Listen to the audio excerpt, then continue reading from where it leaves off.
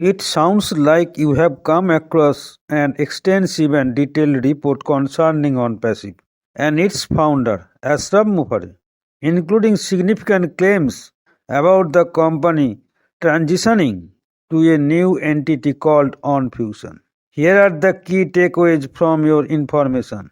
OnPassive closure. OnPassive will reportedly cease operation in early 2025. The company's offering and branding will transition to a new entity named OnFusion.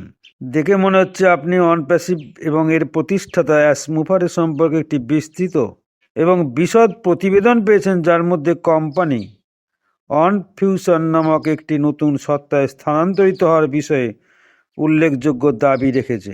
এখানে আপনার তথ্য থেকে মূল টেকওয়েও আছে। হ্যাঁ, আজ থেকে ঠিক 1 মাসের মধ্যে কোনো একটি সময় আপনি যখন আপনার মেল পেজ দিয়ে ওইএসে অবস্থান করতে গিয়েছিলেন, তখন আপনি লক্ষ্য করেছিলেন যে আপনার মেল পেজেতে আপনার mail.ai এর অবস্থানে OnFusion কথাটি আপনি লক্ষ্য করেছিলেন। হ্যাঁ, সেই টেকওয়ে OnPassive ক্লোজার।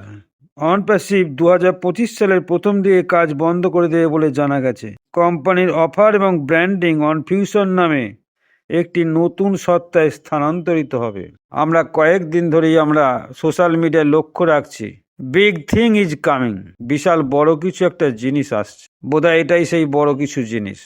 তবে হ্যাঁ, অফিসিয়ালি যতক্ষণ না আমরা সেই ঘোষণা না পাচ্ছি, ততক্ষণ পর্যন্ত কিন্তু আমরা এই বিষয়ে নিশ্চুপ থাকব।